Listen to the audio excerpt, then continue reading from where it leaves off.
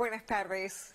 La 77 sesión de la Asamblea General de Naciones Unidas fue inaugurada con un llamado a los líderes mundiales a dejar de lado sus diferencias para buscar soluciones a los problemas más urgentes del planeta. El presidente de ese foro de debate multilateral, Sakhba Koroksi, reconoció cómo el orbe enfrenta crecientes incertidumbres y fisuras geopolíticas. Koroksi advirtió igualmente acerca de la escalada de los conflictos en la misma medida en la que aumenta el calentamiento global y los recursos naturales escasean. Remarcó que la crisis del agua está a punto de convertirse en nuestra próxima mayor amenaza. En las últimas semanas se han visto temperaturas de récord, incendios e inundaciones devastadoras. Parece que la madre naturaleza está contraatacando. El diplomático húngaro también señaló que pese a tornarse más manejable la pandemia de COVID-19, continúan causando estragos en todo el mundo, lo que se suma a una aguda inseguridad alimentaria, precios de la energía en alza, alta inflación e interrupciones en la cadena de suministro global. Por su parte, el secretario general de Naciones Unidas, Antonio Guterres, segundo en hablar durante la sesión inaugural, lamentó que los desafíos presentes en la actual edición de la Asamblea General sigan todavía presentes. Vamos a Europa del Este, en Rusia. El Parlamento volvió a advertir de una catástrofe nuclear provocada por los ataques de las Fuerzas Armadas de Ucrania a la planta nuclear de Zaporizhzhia.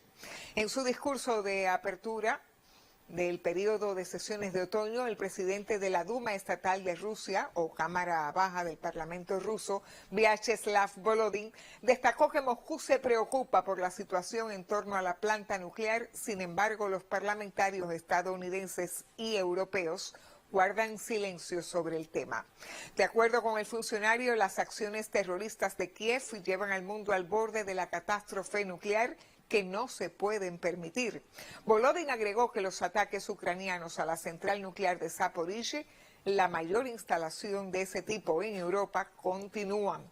Y ante esta situación, el parlamentario ruso subrayó que si bien Estados Unidos puede estar lejos de esta catástrofe, los aliados de la Organización del Tratado del Atlántico Norte de la OTAN en Europa se verán afectados en caso de una catástrofe nuclear. En África, el ministro de Estado de Angola, Adao de Almeida, aseguró hoy que están creadas todas las condiciones en su país para la investidura del presidente reelecto João Lourenço y de la nueva vicepresidenta Esperanza Costa mañana 15 de septiembre. En declaraciones a la prensa, el también jefe de la Casa Civil de la Presidencia distinguió el arribo a Luanda de diversas personalidades con motivo del acontecimiento y los preparativos finales en la Plaza de la República, donde tendrá lugar mañana la toma de posesión. De Almeida explicó que el evento tendrá tres grandes momentos: la juramentación de los investidos, el discurso del mandatario de la nación y el desfile militar, en el cual intervendrán efectivos de varios mandos de las Fuerzas Armadas angolanas y de la Policía Nacional. El saludo de las tropas será dirigido al presidente de la República en su condición y al mismo tiempo de comandante en jefe de las Fuerzas Armadas de Angola, detalló el funcionario. Cerca de 15.000 espectadores van a participar en este acto, con una composición representativa de la sociedad nacional y las 18 provincias. Aproximadamente 50 delegaciones extranjeras en nombre de distintos países y organizaciones internacionales van a asistir a la asunción presidencial, indicó de Almeida, quien destacó la presencia de varios jefes de Estado y de gobierno. Vamos a avanzar con más. Aquí en América Latina, el expresidente de Haití, Joselerme Priver, llamó a establecer un diálogo real para evitar que el país se hunda en el caos. Esto en medio de un movimiento de protestas que sacude hoy a esa nación caribeña. Priver, quien también fungió como presidente de la Asamblea Nacional o Parlamento, reconoció los momentos de incertidumbre y de turbulencia que actualmente vive Haití y alentó a todos a recurrir al patriotismo y al sentido de compromiso.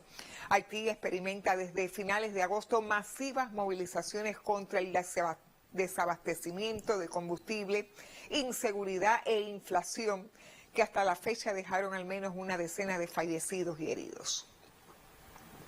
Fuertes medidas de seguridad preceden hoy los festejos del Grito de Dolores en México, en el Día de la Independencia, que repletarán el Zócalo de la Ciudad de México tras 2 años sin público. Como es tradición, será el escenario central de la conmemoración más importante en ese país, que se inicia mañana en la noche con el tañer de la campana original tocada por el cura Miguel Hidalgo en la iglesia de Dolores en Guanajuato.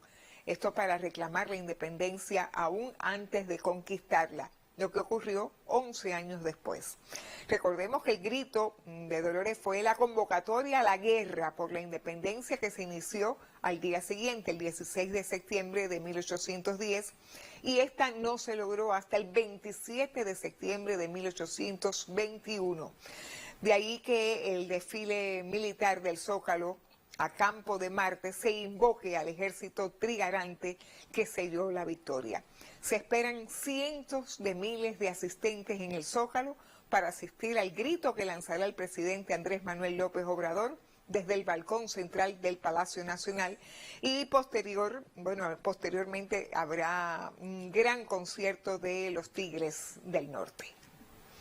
Vamos a terminar en Ecuador, donde se abren las puertas a una nueva consulta popular, esto en medio de una grave crisis de seguridad nacional por el incremento de la delincuencia. En esa misma semana que presenta las preguntas del posible escrutinio, pues se recibe la visita de los altos mandos militares estadounidenses. Nuestra corresponsal en Quito, Lourdes Stusser, explica el complejo contexto político de esa nación. Hace solo 3 meses, las imágenes del paro nacional auguraban un complejo año político para el Ecuador, pero si le sumamos las de la delincuencia desatada, teníamos la receta completa: un país con la economía por el piso y unas calles que daban miedo por el crimen organizado. Para este escenario se requerían grandes alivios económicos y mejores estrategias en seguridad. Sin embargo, el presidente Lasso ha lanzado esta semana las preguntas para una posible consulta popular que intenta dar un golpe de efecto sobre la desgastada imagen del Ejecutivo. Las principales preguntas son, en resumen, si el pueblo quiere que se traiga a los militares a las calles, extraditar a los narcotraficantes, reducir el número de parlamentarios, que el gobierno pueda nombrar a las autoridades de control, que la Fiscalía pueda nombrar a los jueces y un par de asuntos sobre temas ambientales. Lo dramático es que de las 8 preguntas que el presidente ya ha entregado a la Corte Constitucional para ser aprobadas, hay al menos 4 que ya se les consideró inconstitucionales en el pasado, como la extradición y la inserción de los militares en el ámbito civil, de modo que las preguntas irán y regresarán en un rejuego de victimización del presidente, que dirá que no lo dejan ni siquiera preguntarle al pueblo para gobernar mejor. Sectores de la oposición, como los indígenas y trabajadores, ya han expresado su rechazo a la consulta, y los más excéntricos han dicho que las preguntas son sosas. Mientras no se ofrecen verdaderas soluciones a los graves problemas nacionales de desempleo e inseguridad, el presidente ha viajado a Nueva York a la próxima Asamblea General de la ONU. Antes ha recibido a la comandante del Comando Sur de los Estados Unidos, la generala Laura Richardson, en una reunión privada que, según el propio gobierno, aspira a mejorar las estrategias de seguridad. Y aunque nadie sabe qué se dijo en concreto en la reunión, se nota que el Ecuador anda tocando las mismas puertas de siempre a quienes en la región no han podido solucionar ni el narcotráfico ni la delincuencia de ningún país y constituyen el primer mercado de la droga latinoamericana. Y a la vez que los grandes conflictos económicos siguen en el tintero y los hospitales siguen sin medicinas, Ecuador estrena nueva temporada con esto de la consulta popular, que costará en dólares más de lo que podrá arreglar. El país se muerde la cola sin arreglos concretos a ninguno de sus problemas. Desde Quito, Ecuador, Lourdes Stusser, Sistema Informativo de la Televisión Cubana. Así terminamos este segmento de internacionales. Ahora continúe con otras informaciones.